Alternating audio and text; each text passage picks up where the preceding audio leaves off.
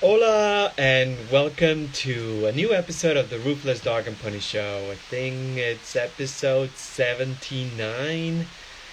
My name is Julio Panicello. I am the dream alchemist at Roofless Painters, a free range art school, atelier, and gallery for 21st century romantics.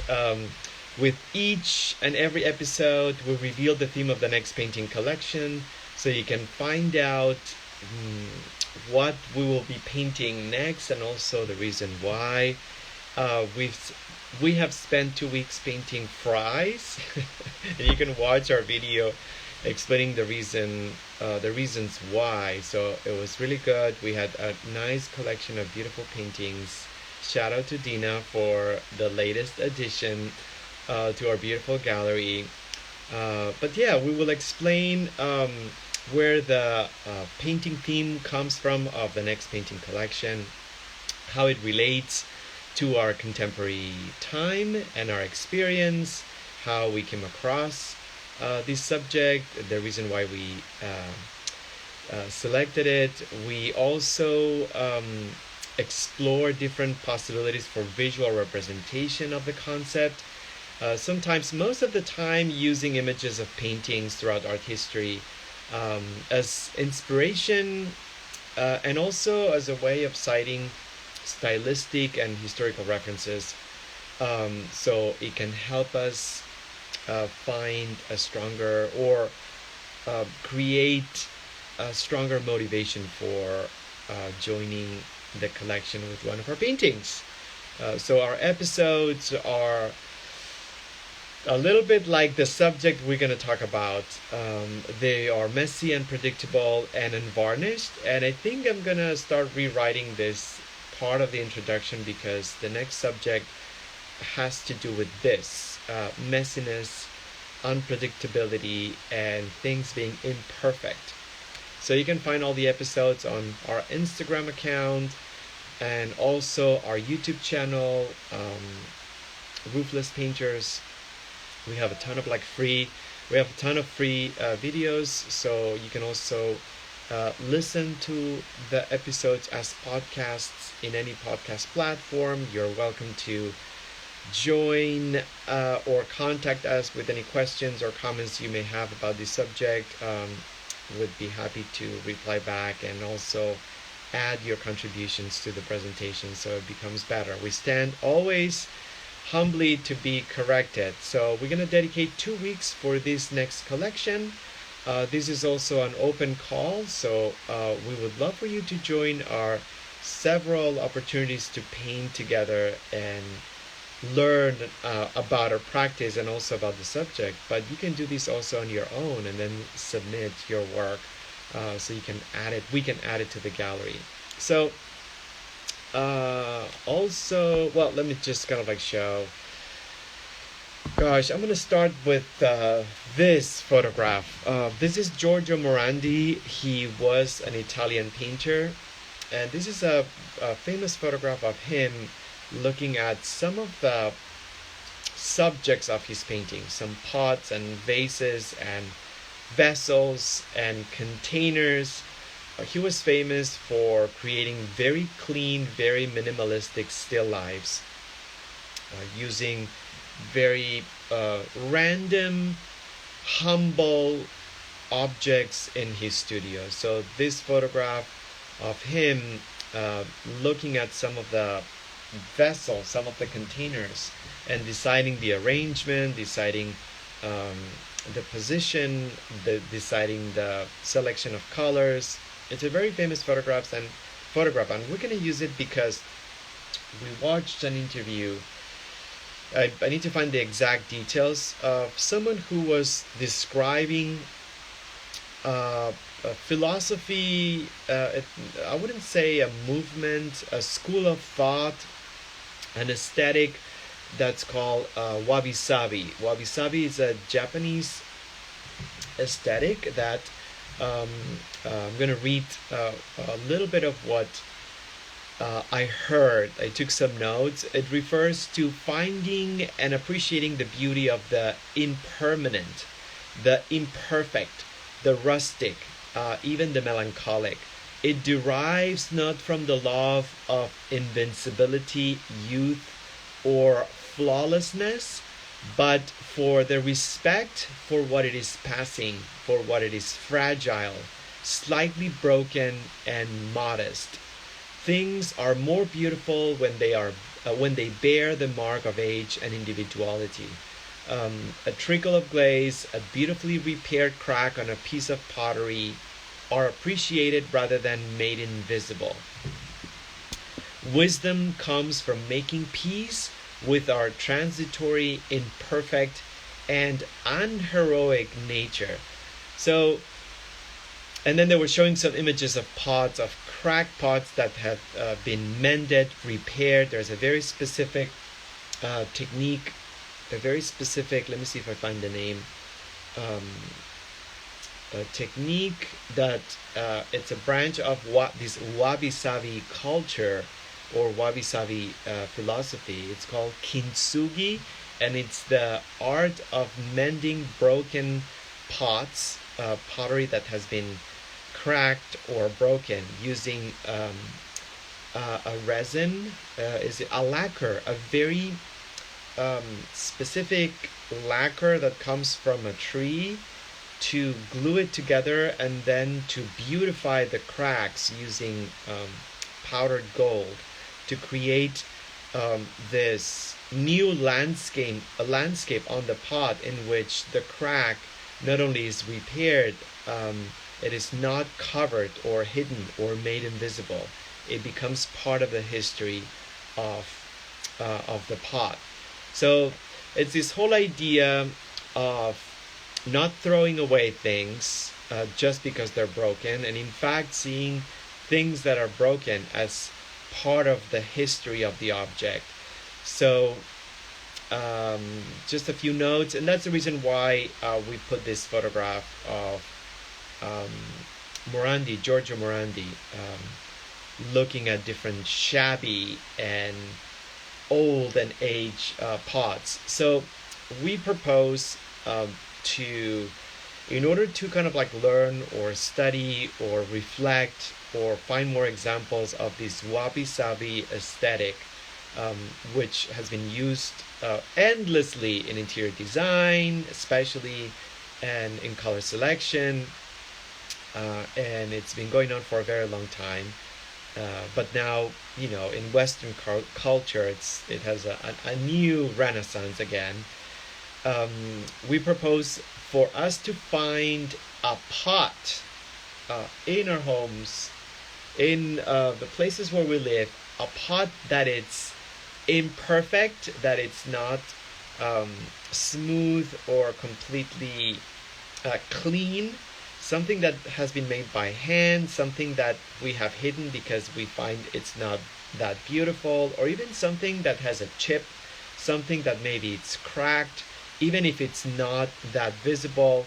But find a vessel, a pot, a container that it's old and rustic and handmade and chipped and cracked. We're going to use that as a subject for our paintings for this next painting collection. It's going to be titled Wabi Sabi, and I just brought a couple of examples. First of all, a Giorgio Morandi painting.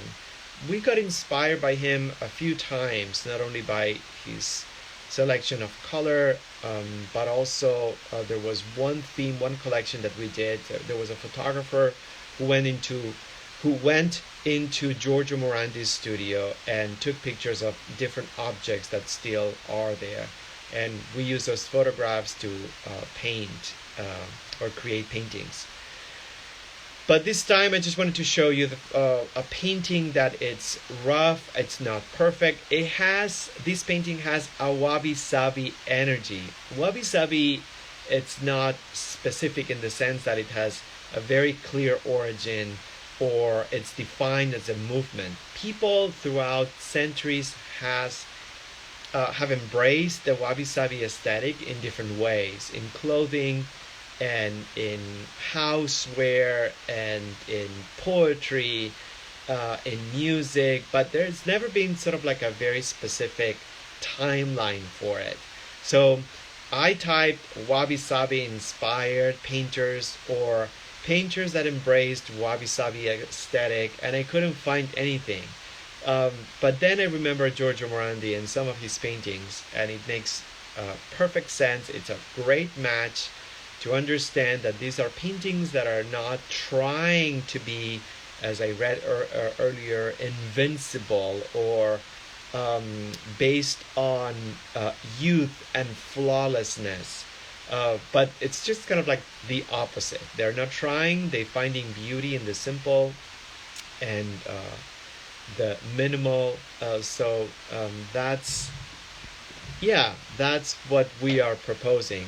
So this is a Giorgio Morandi painting, and I found another painting, also a still life, and yes, it's going to be a still life, and this is by Swedish, by a Swedish artist. His name was Erik Julius Svensson.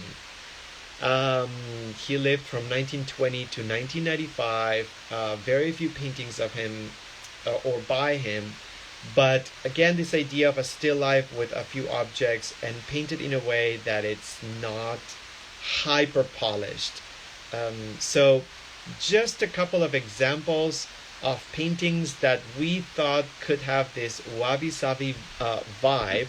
And then we're going to also bring images of potters, contemporary potters, that use this philosophy to create collections of objects that essentially are very well connected with this idea of finding beauty in simple things and in imperfections.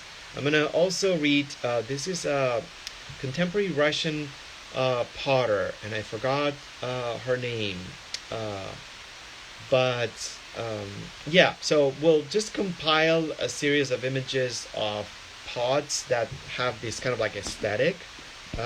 These were also very cleverly shot with also wabi-sabi environments, architecturally very clean and minimal, but not trying to be hyper polished or flawless, with some wood underneath, a very dramatic light.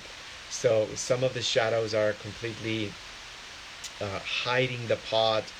So the idea is to find one or more containers around our home. If we don't have them, we'll provide images, but let's do something that it's calm and still and makes us appreciate the simple things in life. Some notes that I took from interviews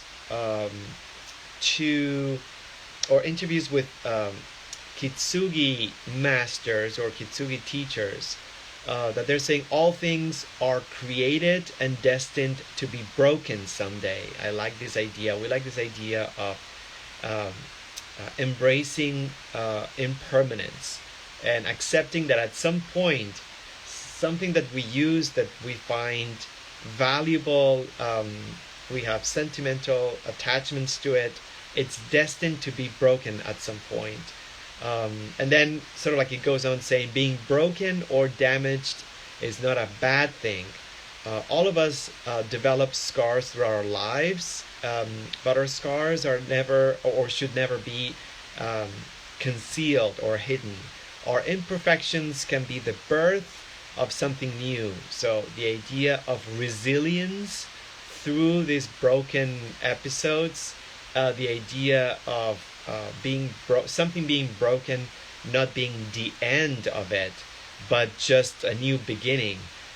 It's something that's very positive, and very inspirational and very encouraging. It's not just the fact that we should save things that are broken for the sake of it, and then dwell on this sadness and melancholy about broken stuff. The idea is to find a new life for things that are not perfect or that they broke, whether it's actual physical, which means a plate, a pot, or something that we find dearly meaningful, but also with um, invisible scars or uh, metaphysical broken things, effects, or someone hurting us, or um, going through a moment in which there is a break or an ending to something, and then seeing things as a new beginning, and also embracing them and not hiding them. It's just really wonderful. So let's sort of like, I'm going to conclude the presentation, but let's sort of like find this subject not only as something beautiful to paint just because of this anti-flawless nature, but at the same time conceptually this idea of resilience, a new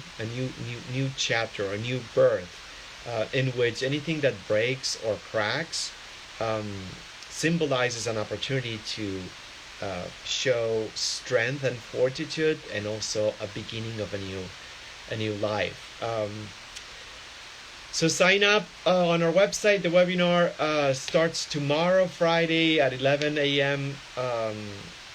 Pacific time.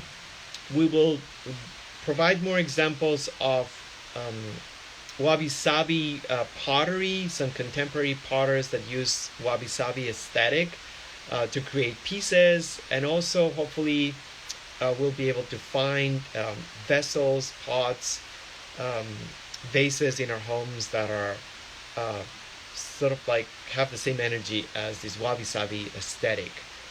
Handmade, not really thrown onto a wheel, but really made like by hand, with patches and stains and drips and imperfections on the glaze or chips, and use those in a very minimalistic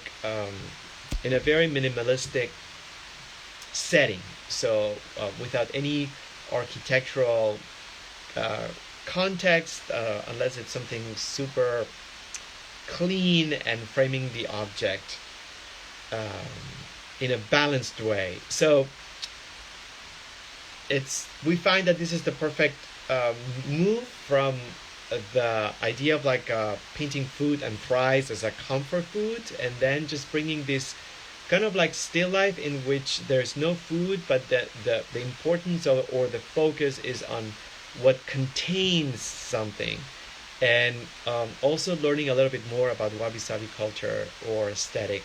I know it's been way overdone, and people use it all the time, and we've seen it a million times, and now possibly it's been commercialized and it's become mainstream. But the philosophy behind it, it's really interesting, and it's something that we feel we could apply to the painting process. We always talk about appreciating paintings that are imperfect just because they show their humanity, connecting with artwork that is not trying to be a substitute for reality, but just showing a translation of reality to someone, a human, a painter, who used their own experience with the paint to create something.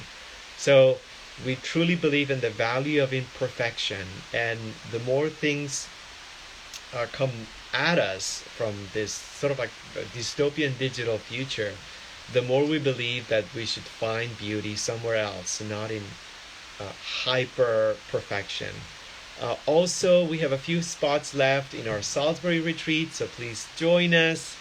Don't forget, we're leaving very soon. The flight tickets are still affordable, and we have a payment plan if you want to use it, but it's going to be amazing. We have incredible locations. We're going to Salisbury to paint for a week from the 18th to the 24th, culminating in an exhibition in a fantastic gallery in Salisbury, who is providing their support.